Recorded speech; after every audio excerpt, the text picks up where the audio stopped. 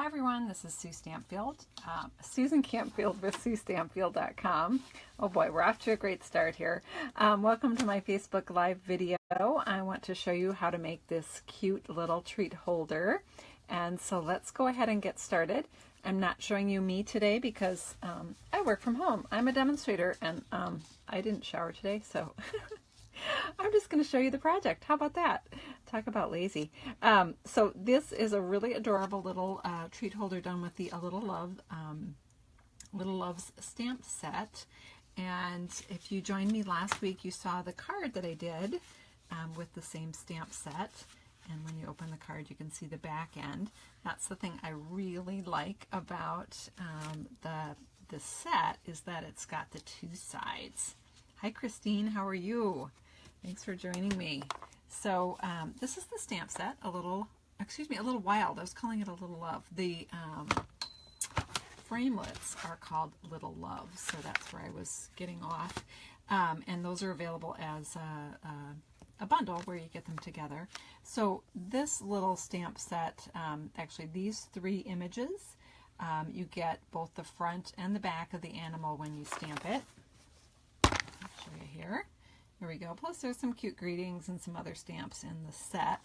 So this is the bear, which I stamped in early espresso. And then I cut it out with the, hi Debbie, I cut it out with the Little Loves framelit dies. If I can get the names right here.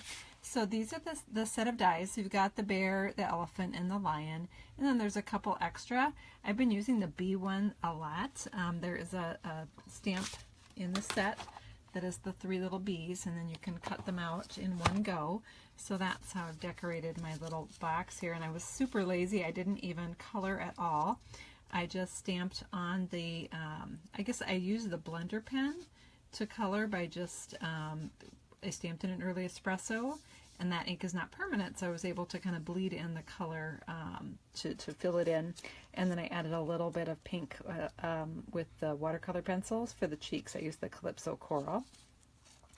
And so on the back, I put a couple other bees, and I just attached those with glue dots. But let's talk about this. Let's talk about the base of the box.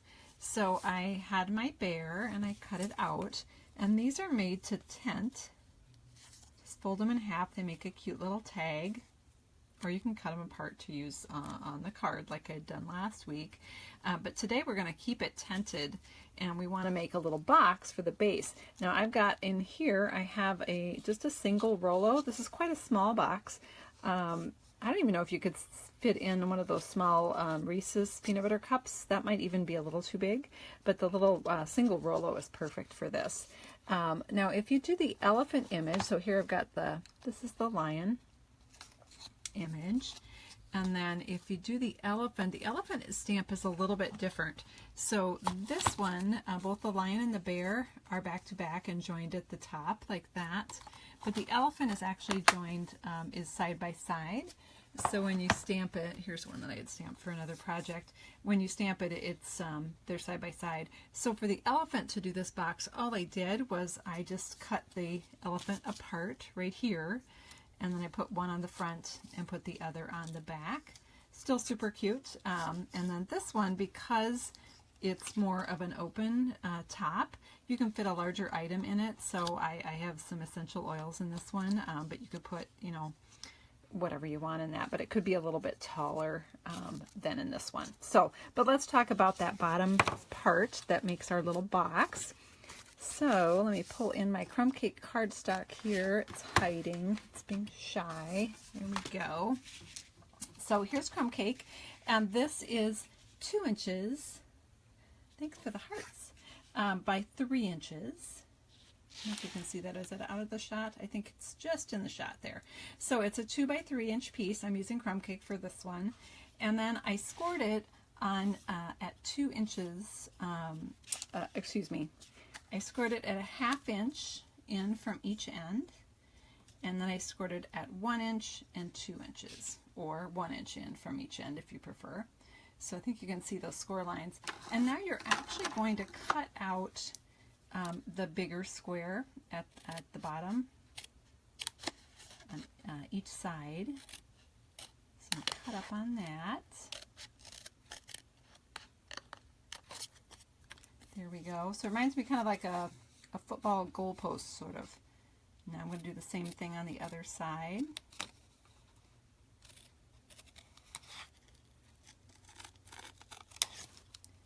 So this little part here is now going to form the bottom of our box. I'll fold up the sides. You can see my measurements here. It was a 2x3 piece and 1/2 inch in from each end, and then 1 inch down from the top and 1 inch down from the bottom. And then you would just take glue dots and secure that, the sides, just like that. And there's our little box. Does that make sense? So it's going to look like this once you have the glue dots on it. And then you're going to just color your bear. Oh, where did my bear go? He ran away. Here it is.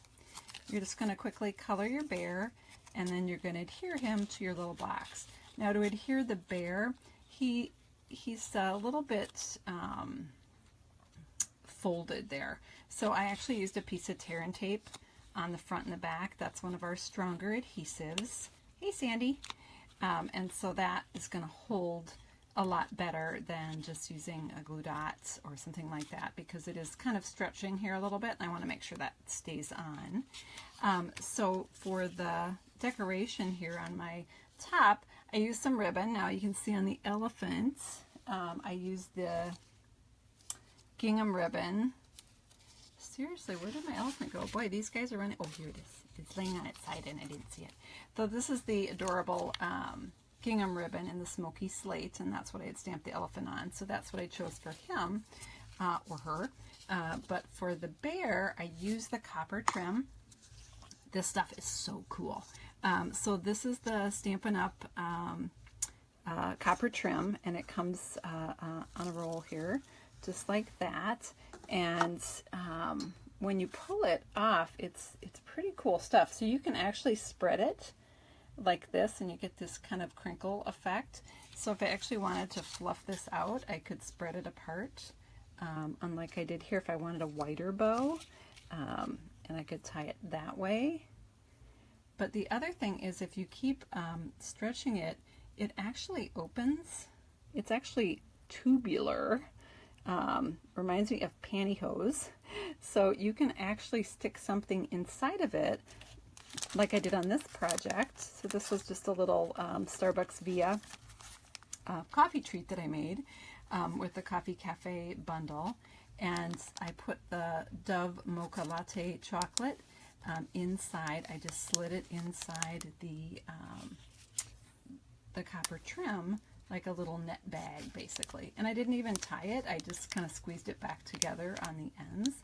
So it's just another fun thing you can use with this trim. You can use it like a ribbon, or, you know, almost like just a trim that I did on this one. So, so yeah, I think Deb is saying that would be cute to do a pink or blue candy kiss, like if you're doing for a baby shower, or even if you're doing a gender announcement party, you could do something tied in with that.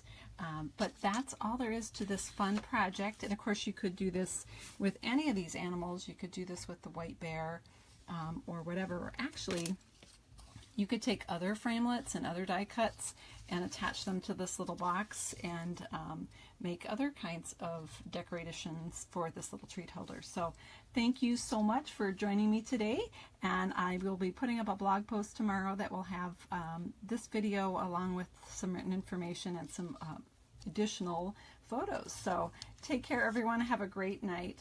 Bye-bye.